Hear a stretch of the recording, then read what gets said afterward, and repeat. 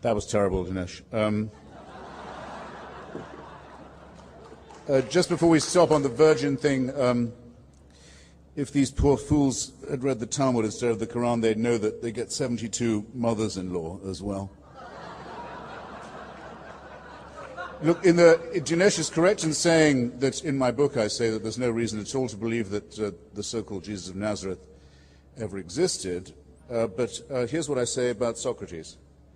The original collision between our reasoning faculties and any form of organized faith, this is my book, though it must have occurred before in the minds of many, is probably exemplified in the trial of Socrates in 399 BC.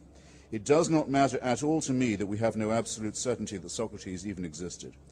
The records of his life and his words are second-hand, almost but not quite as much as are the books of the Jewish and Christian Bible and the hadiths of Islam. Philosophy, however, has no need of such demonstrations because it does not deal in revealed wisdom. Now, as it happens, we do have some very good descriptions of the life of Socrates that make his existence to me plausible, but it doesn't matter to me at all whether he was real or not. What matters is that someone advanced his method of reasoning, his testing of evidence against experience, his commitment to a certain kind of dialectical honesty, and that if it hadn't been him, it would have been someone else. So that's what's precious to me. And that he never said, you've got to believe in everything I say, or go to hell or heaven. And here's why you've got to agree with me, because my mother never went to bed with anybody. And that proves the truth of what I say. Or by the way, I must have looked very dead when they took me down from the cross, but I didn't die. And that proves my point.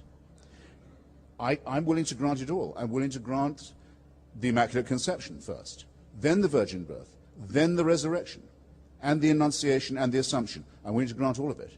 It doesn't prove the truth of the proposition that you should take no thought for the morrow. The central doctrine of Jesus of Nazareth. Take no thought for the morrow.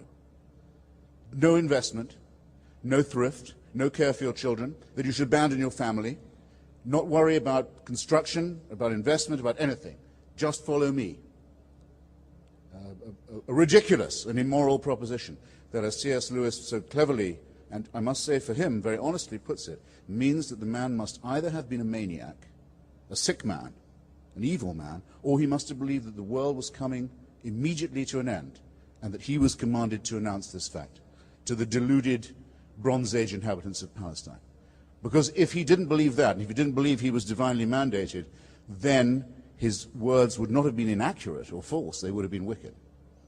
That's what you have to be talking about. Now, there is, on the historicity point, there are only two reasons, I think, to suppose that there may have been the figure of some kind of deluded rabbi present at that time.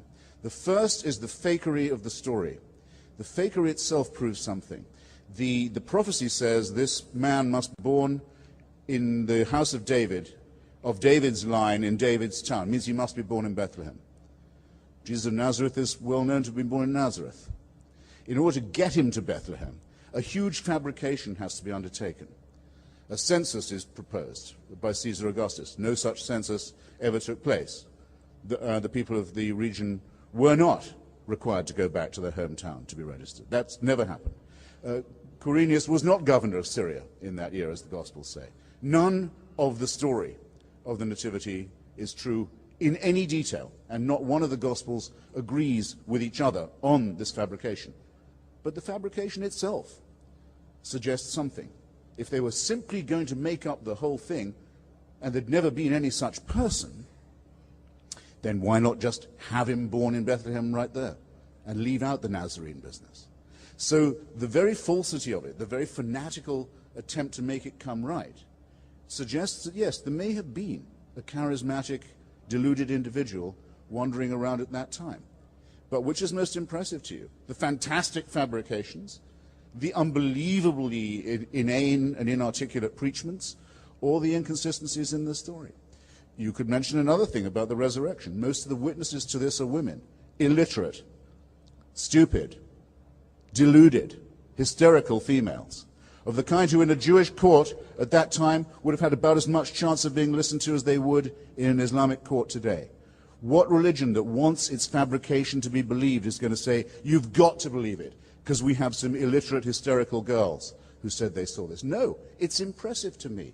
It's impressive to me that the evidence is so thin and is so hysterical and is so feeble and is so obviously, strenuously cobbled together, because it suggests that something was going on. There was some character.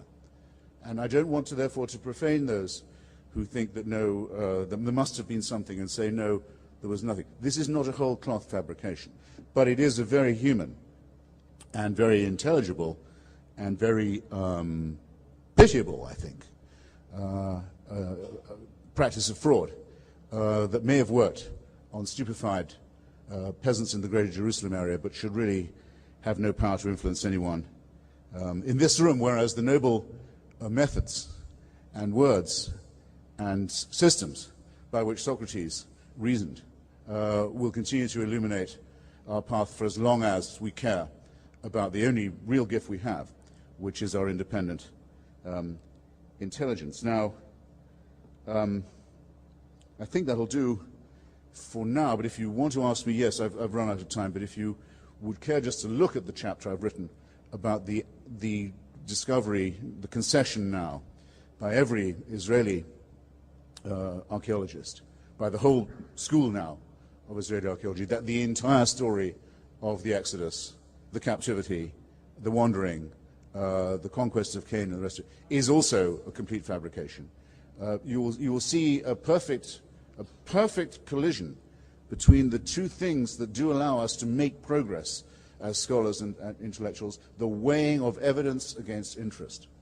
And that the great school of Jewish archaeology, given every motive to find the contrary, giving every motive and every chance in the Sinai and in the region to dig up and find what David Ben-Gurion, at the founding of the state, called the title deeds of Zionism, to come back empty-handed and say, we admit it, this story has no basis of any kind whatever, is I submit to you, something far more noble, far more worthwhile, far more honest, far more courageous, far more moral, and far more Socratic than any of the nonsense that Dinesh just tried to pass off on you. Thanks.